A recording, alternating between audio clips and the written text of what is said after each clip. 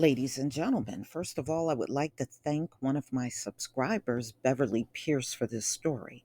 In the past, I have done several stories on the shortage going on within the police department. It is said that 86% of police departments in America are experiencing a shortage. And in certain locations, it is at critical level. It is so bad that they already know ahead of 2023, some departments are not going to be able to handle a lot of the workload that's out here. I'm going to go ahead and play this video from Fox News.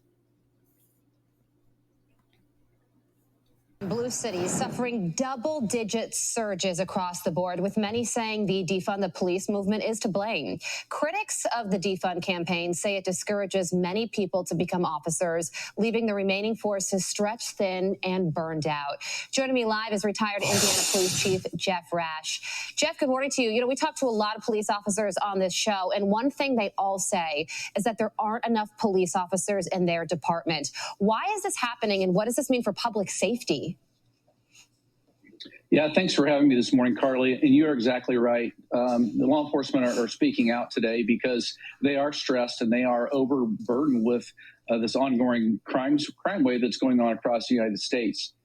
Fortunately, we have a lot of good law enforcement leaders that are doing great things. They're coming up with new initiatives, a violent crime task force. They're using modern day technology. They are doing the things to make their department more efficient to be able to combat this crime wave.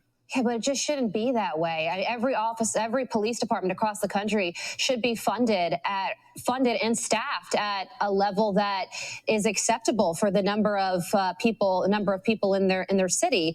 And if you look at the numbers in New York City, the police department there down 1,500 officers, Philadelphia down 1,300, Chicago 517, Seattle between 250 and 350 officers needed there.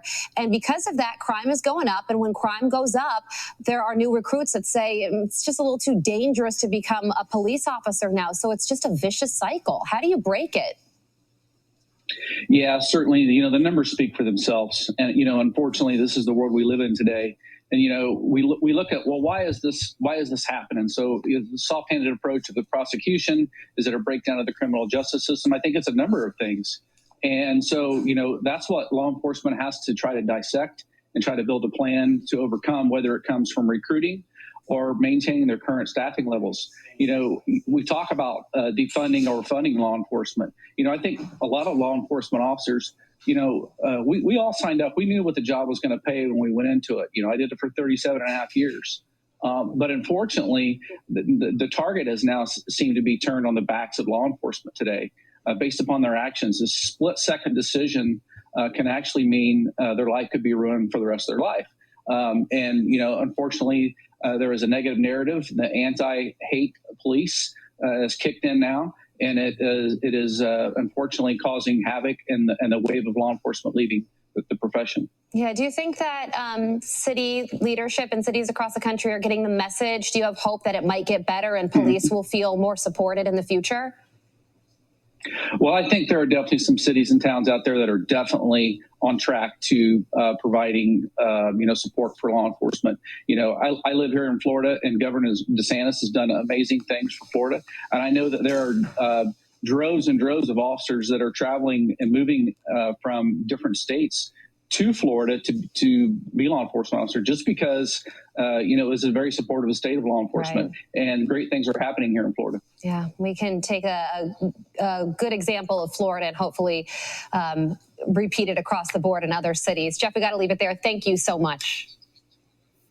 Thank you. All right, ladies and gentlemen, now let's get into this from our perspective. It's okay to get the opinion of mainstream news. We always know it's going to differ from how we feel.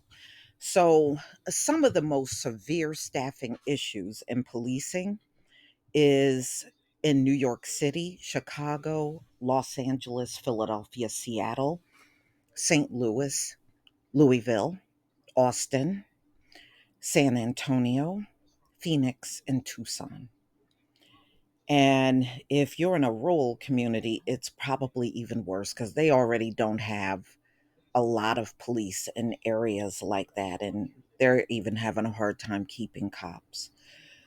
So they're asking if this could be a generational problem.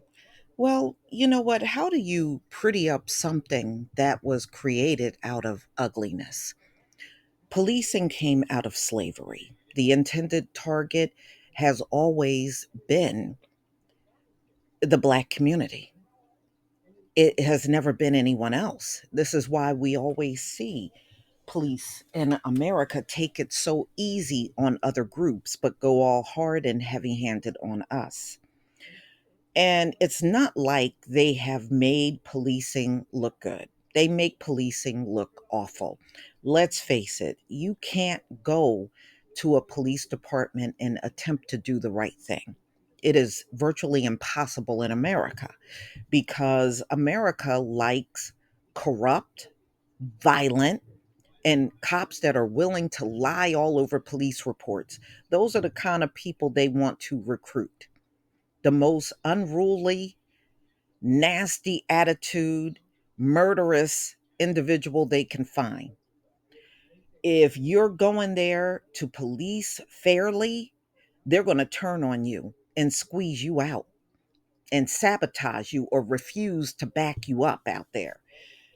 And we have heard this from numerous cops all over the country. So I'm not surprised that so many officers are dropping out of the police force. And they're now saying it's the lowest population of police in some areas that they have ever seen. Seattle, for example, said they are looking at a 30-year low in their police population. They have lost over 400 officers between 2020 and 2022. So the city said they have seen a 40% in detectives dropping in the city. So, yeah, there's an increase in overtime because they are stretching the ones that are still there very thin. So they're trying to blame anti police sentiment and defunding the police as the reason. That is not the reason. The police is, to me, worse than the mafia. You know, we would hear all this stuff about the mafia. The mafia, compared to the police department, is kids' play. And you got these departments that will just murder on site. We have seen the cases year in and year out, and the system is so rigged up that even if you take it to criminal court, they're going to let the cop off more than they will punish them in this country. And that's the way they want it. And it's like that because we were always the intended target. And the goal is never to let us have justice. And they have actually been successful with that when it comes down to criminal court. They have.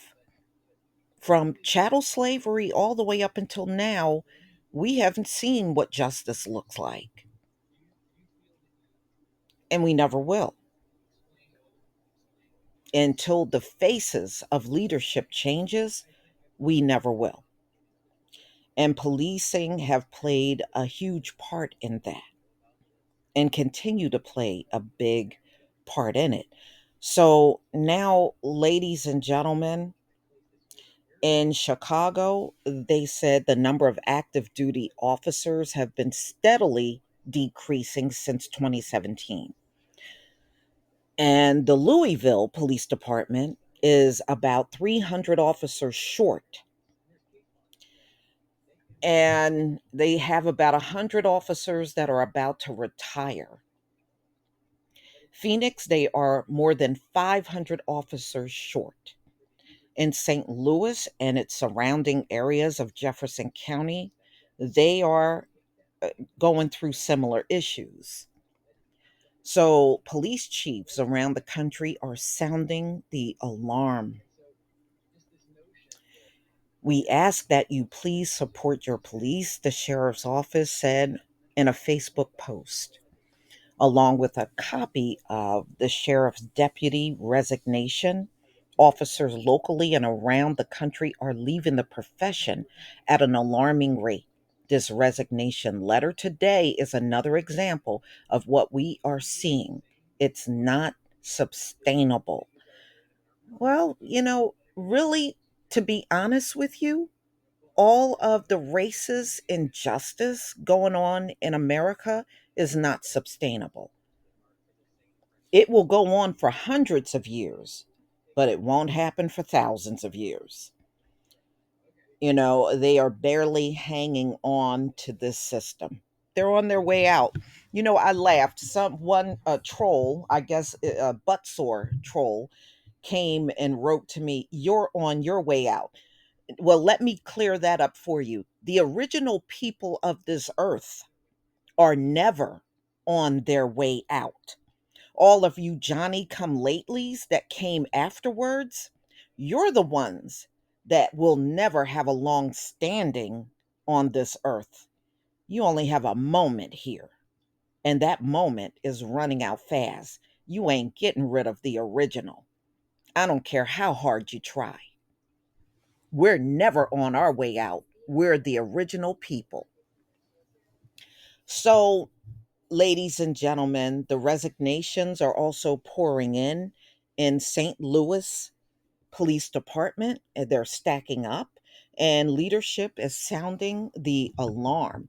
See, when you start something in ugliness and then you try to keep it going for hundreds of years, it's ultimately going to fall flat on its face. You're not going to get your police department at levels that you had before. You're never going to see those days again. Each year, you're going to lose more and more and more until some of these police departments are not even going to be operational anymore.